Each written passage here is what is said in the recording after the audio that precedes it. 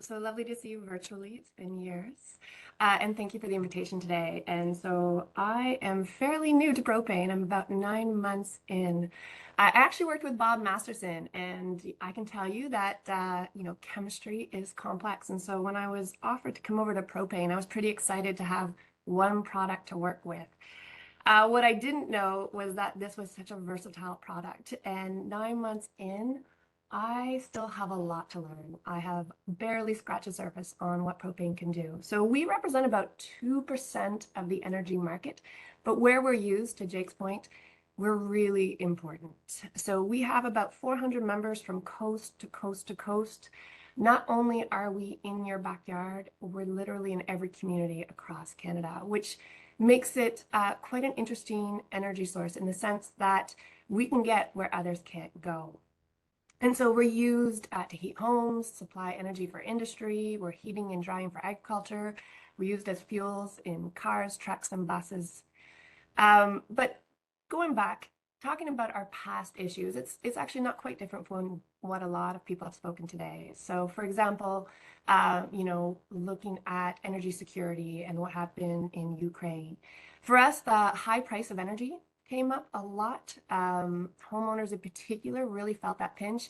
And given that we as an industry, we have from producer all the way to retailer, we really get to the customers. And that was a really clear message that we got to them, was just how high the prices were for energy.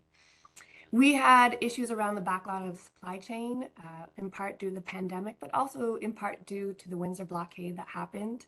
And of course, we're starting to see more of this, but the weather crises across Canada. And so, for example, Hurricane Ian, when there's a crisis, when the electricity grid goes down, propane tends to be your first choice of energy. And so ensuring that that supply gets to those places has really been a focus over the last year. But before I get into perhaps our priorities going forward, and frankly, they're quite similar to others here on this call. I will let you know a bit about propane. I feel like people don't know what propane is, what propane does. As I said, we're 2% of the energy market, but we're a really important 2%. So we're reliable, we're versatile, and it's a very affordable source of clean energy. It's used daily by thousands of Canadians across this country. It's portable, and we have a delivery infrastructure that literally hits every community across Canada, which becomes really important when we start talking about the future of energy and reducing our carbon intensity, and especially around hydrogen, and I'll get into that.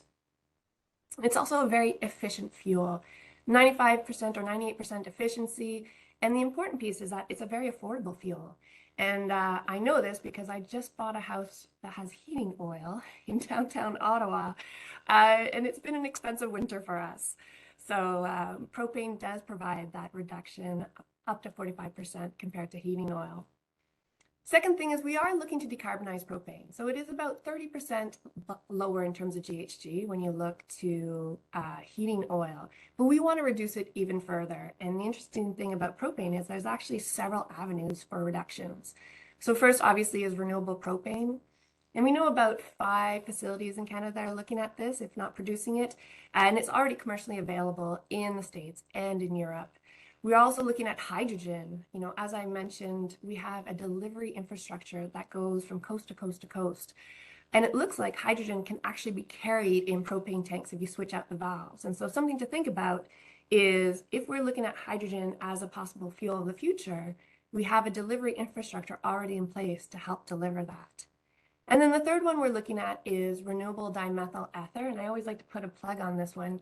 It's an interesting molecule that can be dropped into diesel, it can be dropped into propane, and it can be produced from feedstocks, from waste feedstocks that others can't use. And so, for example, currently the commercially available RDME in California actually uses a waste feed stream from Alberta, brings it to California, and then sells it. Love to see that happen in Canada.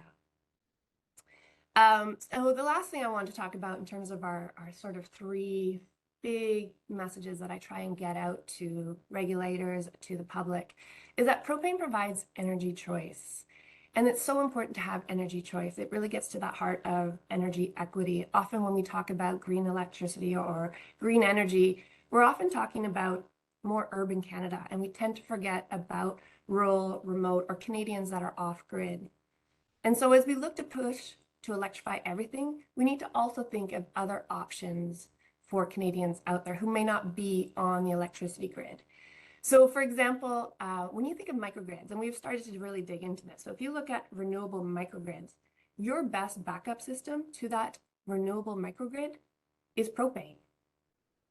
And that's something to be thinking about. So propane, it doesn't deteriorate over time, so it can just sit there.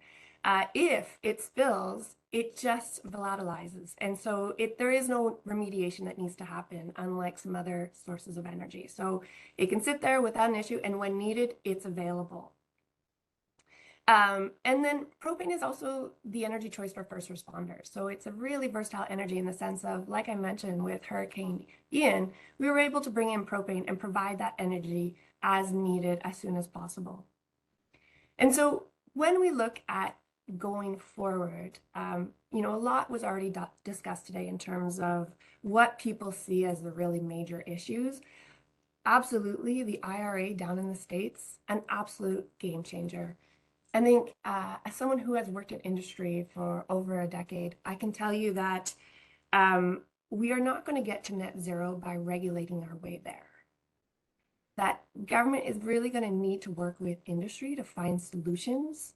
And things like the IRA, that is in some ways almost, I think, was described as a buffet of carrots as opposed to a set of sticks, is really, we're seeing it already. I've seen it in my membership who have shelved projects because the IRA is so appealing. And this is really important. If we want an industry that is going to get to net zero and is Canadian made, we need a response to that. And we can't regulate our way to net zero. So going forward, I think our priorities are ensuring there's some sort of regulatory certainty, but also some sort of response to that IRA. For us, another priority, of course, is how do we look to decarbonize propane? How do we play into this hydrogen system? How can we use what we have within propane to complement some of the initiatives that are out there with hydrogen? And really lovely to see Yvette here today to discuss that. And then, of course, that big piece that comes up over and over again that Paul Chaliak mentioned, that Bob mentioned, that energy security, that energy reliability, but also that piece of it, energy affordability. We worked with a First Nation that, due to government funding, they completely electrified their entire energy system. At the end of one winter, they actually came back to one of our members and said, look, we need to put propane in. It was so expensive to actually have electrical energy for our entire community, and we need options for something that's more affordable. And so currently working with some of our suppliers to put in propane as a backup system, especially when prices are really high. So those are really our three priorities going forward. And of course, as with everything, working in partnership with industry, working in partnership with government, and ensuring that we're all trying to achieve the same thing together. There's no need to be having conversations that doesn't include everybody at the table, because we're all trying to achieve the same thing, which is getting us to lower carbon energy and ensuring Canada is a leader in this area. Well, thank you, Shannon. That was a terrific reminder and overview of the importance of propane domestically. Are there any questions from the panelists? Because I do have one if you guys don't. It's and actually, Shannon, it's funny, I learn so much on these things every year because everything is so dynamic and changes so fast. In terms of export of Canadian propane, much to say in that regard, I'm seized with the fact always that I do believe the Canadians do have a decent awareness of energy poverty around the world, and the lack of good energy choices outside of our country. We are extremely blessed with every different form of energy, and we're able to make them work with each other to give us added energy security and equity. These are all great things for me. But you go many countries around the world, many of them turn to propane first to as a source of energy, but also as a source of lower emission energy. How do we play on that field? So the Canadian market, we export about 50% to the United States. And then, there are bits that go to Asia in terms of Korea and Japan.